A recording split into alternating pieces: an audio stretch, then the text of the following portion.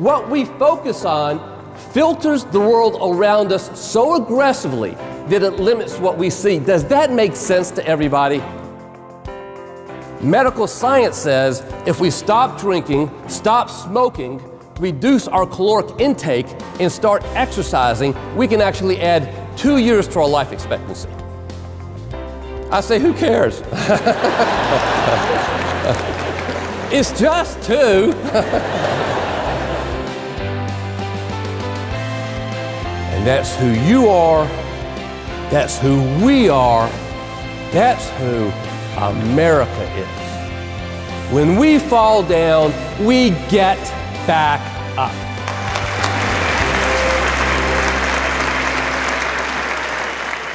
Ladies and gentlemen, it's called perceptual blindness. We miss the stuff that is hiding in plain sight. Gentlemen, let me speak to you for just a second. Have you ever had the refrigerator door open? Honey, have you seen the ketchup? And it's right there. It's right there. And your wife comes and she grabs it and she hands it to you. And as she's walking off, she mutters under her breath, moron, right? It's called perceptual blindness. We miss the stuff that's hiding in plain sight. We have seen these periods before.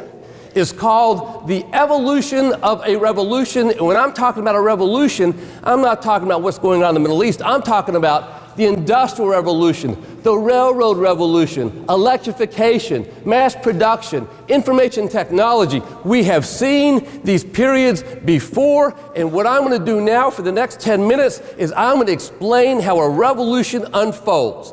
There are 8 steps to a revolution, and they always unfold the exact same way.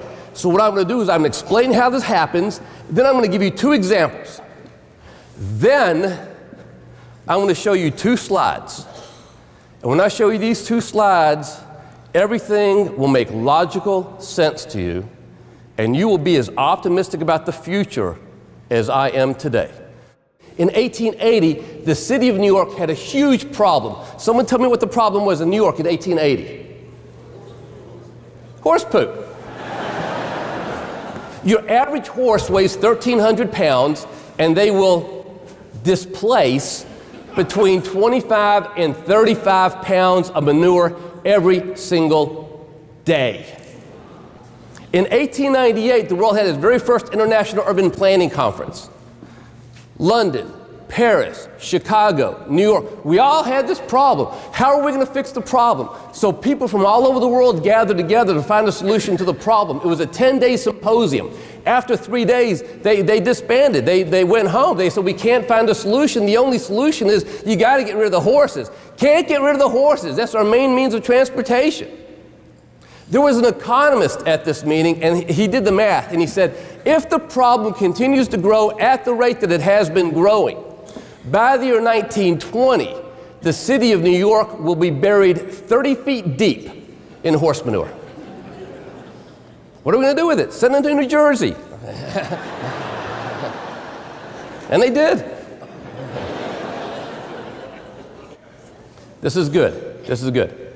In 1913, Henry Ford said, the biggest problem with my customers is they can only extrapolate the present. They can't see into the future. He said, if I asked my customers, what do you expect from Ford Motor Company? They would have said a faster horse. They didn't understand that the automobile was going to be a better means of transportation. By 1915, automobiles outnumbered horses. By 1917, they retired the last horse. Necessity is the mother of invention. Does this make sense to everybody? We tend to extrapolate the present. Could that be true today about the economy? Americans believe that America's best days are behind us. Now, here are the 2 slides I promised. All right. These are the dates of the revolutions. And what you'll notice is they last between 45 and 60 years start to finish. And the microprocessor was invented in 1971, 44 years ago. Idea, exotic curiosity, early adoption, general acceptance, frenzy, collapse, final build-up. Okay, let's put this in picture form. There's the Industrial Revolution, there's the Railroad Revolution, there's electrification, there's mass production, there's information technology. When one revolution ends, another one quickly begins. When one revolution ends, another one quickly begins. Ladies and gentlemen, we're just nearing the end of this revolution. There's going to be another revolution, and the next revolution becomes the next engine of growth, and you start the whole process all over again. Remember in 1899, reportedly, we don't know if it's true or not, but reportedly, Dr. Charles Duell, who was head of the U.S. Patent Office, wanted to close the patent office. He said everything that can be invented has been invented. 1899. I want to put that in perspective for you. Toilet paper was invented in 1910. There's going to be another revolution, and the next revolution becomes the next engine of growth. And I know what you're thinking. What's the next revolution? What's the next revolution? Tell me what the next revolution is, right? I don't know. I got some good ideas. Is it biotech? Do we cure disease that has plagued society for hundreds of years? Is it something called graphene? Huh? I'm about to make your head explode. Graphene was discovered in 2004. The gentleman who discovered it won a Nobel Prize in 2010. This is amazing stuff. 200 times stronger than steel, flexible, bendable. You ready for this? 7 times lighter than air. It is super insulative. What you're looking at is a blowtorch, piece of graphene, and crayons on top of it, and what you'll notice is the crayons are not melting. It is 10,000 times faster than silicone.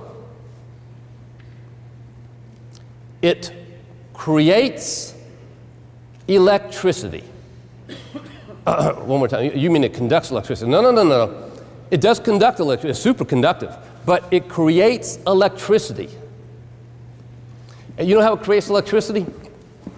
If you pour salt water on graphene, it creates electricity. Elon Musk, rumor is experimenting with graphene car batteries that recharge in 4 to 5 minutes, lightweight. Now, is this a revolution? So let's bring this thing to a close. What happens next to in America?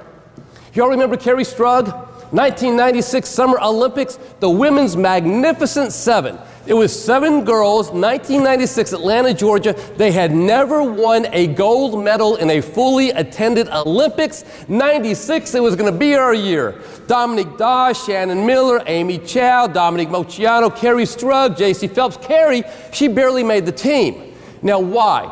She had broken her back the year before.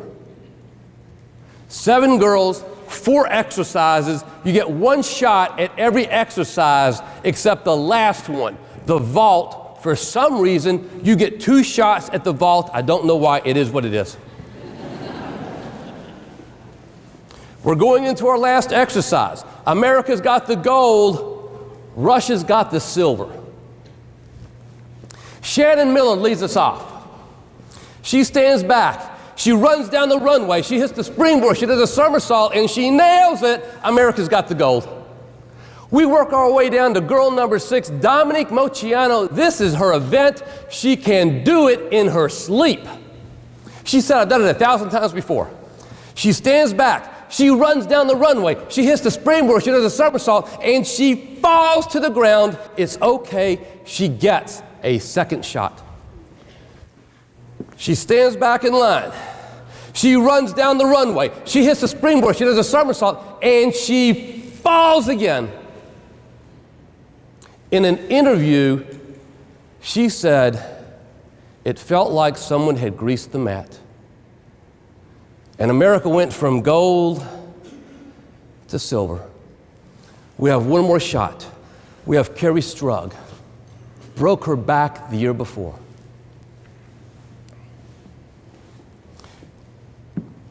She stands back. She runs down the runway. She hits the springboard. She does a somersault. And she falls to the ground. Y'all remember this? And breaks her ankle.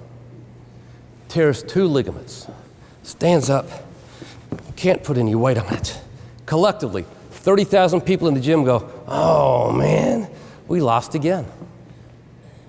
Now she needs to score a 9.41 to bring home the gold. And I don't know if you'll remember this, but a 9.4 is a perfect score. So she needs to do just a little bit better than perfect. 30,000 people go, oh, lost again. And then you hear her coach, Bella Crowley, shake it out, Carrie. Shake it out, right? You see her trying to shake it out. You can't shake it out. It's broken. You can do it, Carrie. Remember this? You can do it, Carrie. She gets back in line. Oh my gosh, she's going to try. The commentator, she's going to try this again. Oh no, she can do permanent damage. No, she's going to try this again. Ladies and gentlemen, no one would have blamed her if she would have turned back. But no one would have remembered her either. She stands back in line. She's got a broken ankle and 2 torn ligaments. She runs down the runway. She hits the springboard. She does a somersault, and she nails it, right? Look at the look on her face. She pulled that leg up so she can get scored. And then she drops to the ground, and she's pulling herself off the mat. She's waving Bella Crowley off. Finally, Bella Crowley comes, and he picks his little bird, he and his wife. She's crying. He's crying. Score comes up. 9-7. And she won, and the Americans won, and they pan the audience, and everybody's crying. I cry when I watch the darn thing. Why do we cry when we watch that? Because that day, you didn't see something good. That day, you didn't see something great. That day, you saw something outstanding. And that's who you are. That's who we are. That's who America is. When we fall down, we get back up, even if we are knee-deep in horse manure. Thank you all very much. I greatly appreciate it. Thank you so much.